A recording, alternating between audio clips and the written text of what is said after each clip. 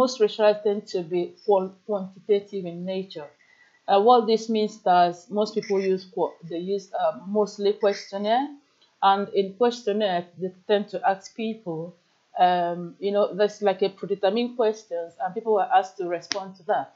And I found out that this at most times ignore the weaknesses, which myself, as a trained teacher, experienced in school. While I was in the university, I didn't train to be a secondary school teacher, a primary school teacher. I was trained to be a secondary school teacher. However, when I graduated, I got a job in a primary school, but I couldn't function because I thought I wasn't well equipped to become a primary teacher. And this is one of the reasons why I pursued this research, because I want to know what can be done to improve the system. Now, as I said earlier on, the main purpose of this paper is to sensitize us on how qualitative research can be a useful tool in education research, especially in the area of school improvement. Now, I want to talk to us about some background to this research. Like I mentioned earlier as well, international attention, the education for all. We know about the Geometry conferences, which brought together the world leaders to think about how they can move primary education forward, which was actually how the universal basic education was birthed in Nigeria. Then this international attention, as I mentioned earlier, is beginning to move from quantity issues to quality issues. And as we also know, they are beginning to focus on the need for quality teachers in the classroom. In 2007, the McKinsey report said that their report showed that there are three things that makes quality teacher education. Quality school system. The first point is to ensure that the education system employs qualified, I wanted to mark the word qualified teachers. But what we tend to find out is that in primary schools, especially in Nigeria, in the Nigerian system, most people in the primary school system are unqualified. Anyway, that's a story for another day. And the issue of quality teachers in primary school is going to be a mirage. It's not going to be achieved if the roots of the problem cannot be ascertained. And how can we go through this? How can we get to the root of this problem? It is by at least starting from a quantitative research to understand how these students are actually taught, to understand what their motivations are. Why are they in the college?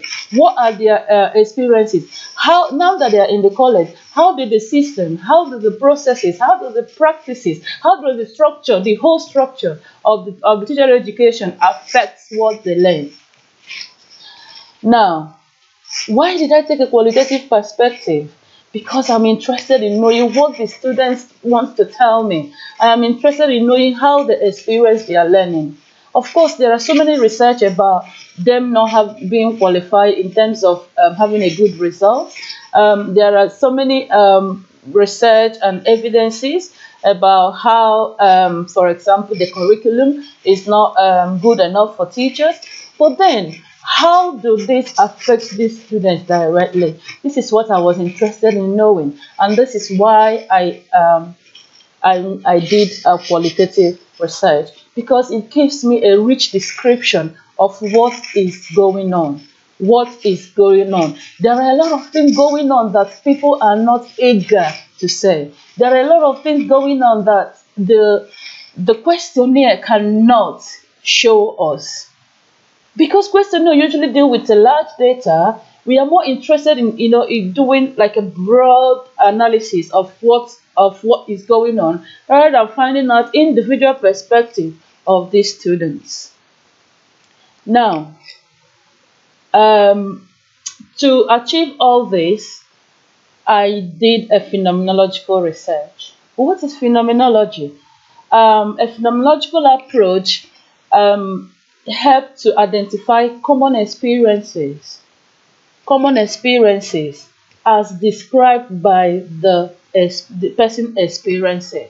So, for example, I use the student teachers as my sample. And what happened is that I looked at what what they have in common. What they are telling me? How does it relate to each other? That is what I did. And the method I used was semi-structured interview. With semi-structured interview, I have like a list of questions that I needed to ask, which is uniform among which is uniform. It starts from a particular question. Why do you want to become a teacher? This was a very broad question, but then it generated tons of data for me. And the good thing is that many I could see from the themes emerging that most of these students never wanted to be a teacher. And phenomenology again was very helpful because it makes the research more personal to the students. They tend to pour out their heart to me. They tell me what is going on within the college, their courses, their relationship with their lecturers, which ordinarily I might not think about that if I'm constructing a questionnaire. But these are the things that comes up naturally when you allow students to talk, to tell you about their experiences, or to tell you about the experience of a particular phenomenon. This is not just about their about teacher education or anything. I mean, research in general, especially when it comes to educational research and school improvement. Qualitative research is very key. It is very key in finding out the things that are hidden, in finding out the weaknesses in processes. Again, because I'm much interested in knowing how the system itself, my focus is not on the students. My focus is on understanding how the system as a whole, how the initial teacher education system affects, or would I say mediates, what the students learn. I use activity theory as my conceptual framework. As a conceptual framework, activity theory was useful in understanding who does what in the teacher education system. The activity theory system have 6 parts, sorry. The subject, the object, the room, the community, the tools, the object, the division of labor, and the outcome. Now I'll run through each of them. The subjects in activity theory is who is being researched. Who is being researched? The main participants. So in this study, the subject of my research was the student teachers because it was their perspective that I was looking at. It was their perspective that I was researching this topic from. Then the object is what they are doing. So for me, in this study, I looked at what they are doing, which is the initial primary education, which is their initial training. Yeah, their initial training.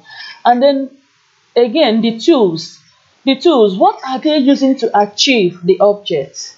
This includes the curriculum, the assessment, teaching and learning. What are the things, their textbooks, what are the things that helps them to achieve this? And then the resources is very important as well. And then the other one is the community. Who are the people, who makes up the teacher education system? In this study, I found in the lecturers, the student teachers, I found out about the external invigilators and the primary school where they do their teaching practice. These are the community. Then we looked at the division of labor. How is responsibility accorded to each person? So what is the responsibility of the students in their training? What is the responsibility of the lecturer in their training? What is the responsibility of the primary teachers, the cooperating teachers, the students? What are they expected to do? What does the system expect them to do? And then what do they do? So these are two different things. So one thing with activity theory is that it is helpful in helping you to find out a mismatch a contradiction in the system. For example, in the document, in the NCE document, it did say that the cooperating teachers should mentor the student teachers. But in the actual sense, in the actual fact, there is no mentoring going on. I mean, I used the college of two colleges of education in the southwest. I wouldn't mention names um, uh, uh, uh, because of issues with identity. So I'm not allowed to do that because of ethical issues. I'm not allowed to mention. But I used two colleges of education in one of the states in southwest of Nigeria, and you know I found out that there's so discrepancy in the system.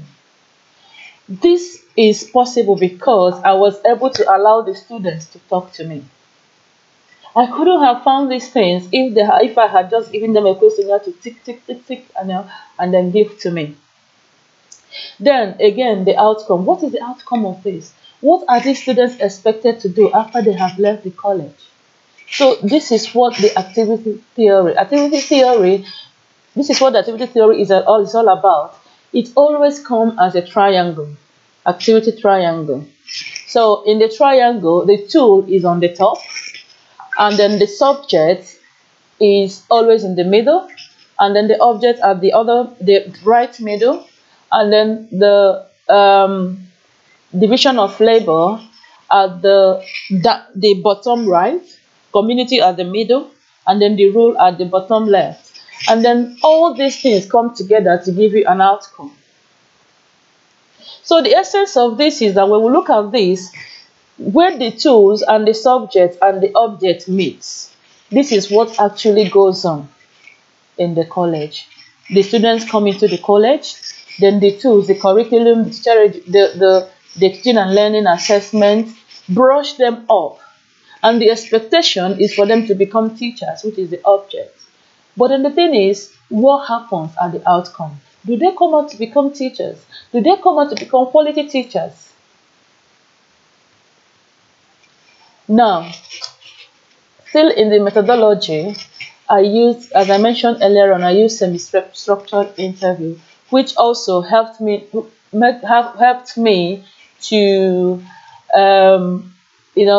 collect a very open and narrative-like data. The data was huge. It was huge. And one of the challenges that there is transcribing interview data. It's a very big challenge because I have to transcribe it verbatim to be able to understand what the students are telling me. Because my analysis, I wanted to use the inductive approach, in the sense that I want the thing to come out from the data rather than me imposing my own understanding to the data.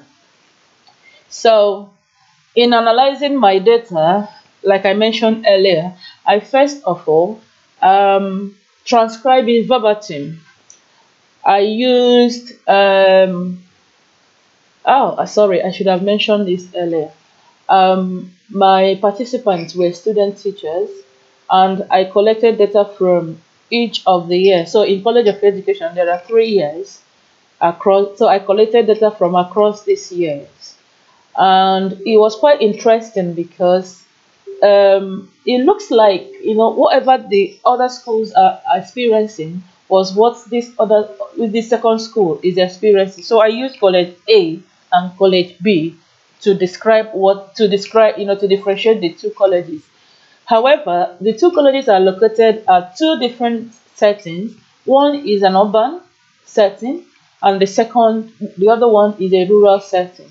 Now, ordinarily, I would have expected some structural differences in these two colleges, and probably some academic differences, but there was no difference. The only difference is that because the one in the rural area is more of women, attending the college, while the one in the one in the urban is well balanced. And again, I found out that the curriculum is the same across, so they use the NCCE curriculum, which is very helpful because it's actually helped, give me a kind of base in this research. So in total, I interviewed 25 students. Out of these 25 students, 8 of them were worried that they will be identified for participating in this research, and because of the kind of thing they said, they are worried that their lecturers is going to identify them and they are going to fail. So I did not use their data because I'm not allowed ethically to use such data. And then the remaining 16, one of them was using a mixture of English and Yoruba, so I really struggled to transcribe that because I don't speak and I don't understand Yoruba, so I didn't use the data. So I used the data of 15 students. In my analysis, I first of all did a scan. I first of all transcribed the verbatim, and then I wanted to know the kind of keywords that will come out, and I used MassQDA to do a kind of word search. I also used NVivo to do a word search to have an idea of the kind of things that I'm likely to see. So after I did that, I tried to edit the narratives because there are some repetitions, and there are some repetitions. There are some different slangs that were used, which I do not necessarily need for this data, and I cannot analyze it for this data. So I edited those things and deleted them. Then I was left with a complete narrative. Again, the narrative that I was left for were not chronologically arranged. So I had to do a little bit copy and paste just to make it look like a story. And just like Amanda Coffey said, Amanda Coffey 2009, she said that most interview comes out as a story, and this is what I found out in my study. Because even though it wasn't meant to be a story, I just wanted to know what is going on. I only asked them a question: tell me about this. Tell me about your training. Tell me about your assessment. Tell me about your teaching and learning. Tell me about your lesson plan. Tell me about your school observation. Tell me about your teaching practice. And then it became a story. I never expected that. This is the power. This is how powerful qualitative research can be in collecting data. So after I had at first I struggled on how to analyze this data because the narrative part was unexpected. After I have transcribed, edited out some unrelevant data, it became very obvious that these stories must be heard. This student voice must be heard. I cannot just hide it because these things happens. It happens and nobody says them. And that is because it can only be said by those people that experience it. We as researchers, we can always predict things and then we'll put them in a tabular form or as a questionnaire, but we can't really know how these children feel about some of these things. If we don't use things like interviews and qualitative approach to probe them. So in terms of my analysis, I first of all, like I said before, use the NVivo and MassQDA to get out the keywords, and then I presented it as it is, as a narrative, just for you to read the story. And then after that, I moved on to what I call phenomenological, to find out the phenomenological things, which I used using thematic analysis. Van Benam, 1998, recommended a line-by-line analysis. So this means that I read each sentence and then bring up, I use color to color what it says, and then find out how that relates to other stories. So I did this for the 15 interviews that I had. And this was very helpful because it provided a very rich description of what is going on in the in the teacher education system. And some of the things that I found out from this analysis is that, first of all, most of these students never went out to teach. They just get into the college because they couldn't get their university score, they couldn't get onto masters, they couldn't get into the law they want to do, they couldn't get into their engineering courses, and then what left for them is to go into the College of Education to study primary. In fact, when they get into College of Education, the College of Education actually assigned them to primary education. This leads us to the question, why? Why? If they are not qualified to do law, why are they qualified to do primary education? Primary education is the foundation of the education system. Why are we pushing them into primary education? Why? So this is one of the key things that I found. And secondly, I found that there's a kind of power imbalance between the lecturers and the students, and the lecturers are not, the students are not very free to air their mind. Actually, during my research, during my field work, I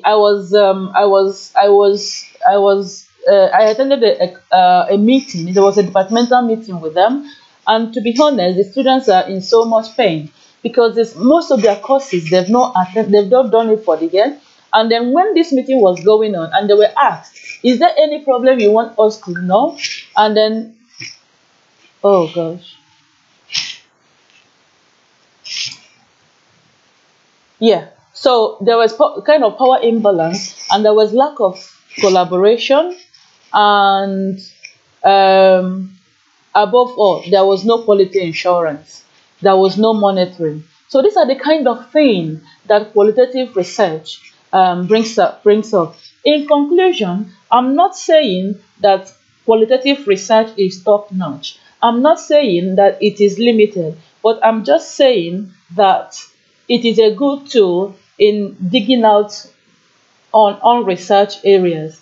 Thank you so much. Bye.